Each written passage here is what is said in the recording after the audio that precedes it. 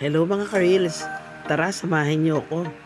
Nandito ako ngayon sa Arayat, Pampanga at pupuntahan ko ang tinatawag na Arayat Dam na ngayon ay tinawag na Kong Dadong Dam, named after the late President Diosdado Macapagal. Ayan, papasok na po tayo. Ang ganda rito guys kasi simentado ang daan so walang hassle sa pag-travel.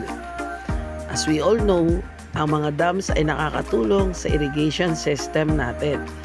So, ang Arayat Dam or ang Kong Dadong Dam ay sumasakop o tumutulong sa irrigation system ng farmland ng mga different towns ng Pampanga and including Nueva Ecija. So, ang laking tulong nito guys sa ating mga farmers. Ayan, lumili ko, papasok na tayo. Ayan na po. Wow, hindi lang pala ako ang nauna. Marami na pala guys. Mga nakamotor, nakabike, may bata, may matanda. Ayan na po ang ating dam. Ayan. Presko. Sabi ko sa sarili ko, next time, ano kaya magbaon ako ng makakain. Parang picnic. Ayan, nakita nyo mga bata, matanda. Teka, dito muna ako, may tindahan. So, meron tindahan dito. Teka, bakit nagkakagulo yung mga tao doon? Titignan ko muna. I see. Meron pala nagtitinda rito ng mga fresh na isda. May malalaking tilapia, bangus, at iba-iba pa. Ayan ang ating dam, ang Arayat Dam, or Kong Dadong Dam.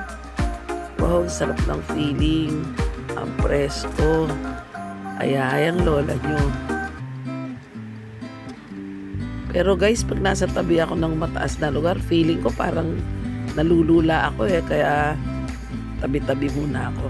Wow, ang sarap. Sarap ng hangin. Ayan. Kaya isama nyo na rin to sa list nyo kung balak nyong mamasyal sa Pampanga. Ayan. Ang lola nyo ay tuwang-tuwa dahil nakasagap na naman ng sariwang hangin. Itong inyong lola na nagsasabing, see you on my next reel or gala.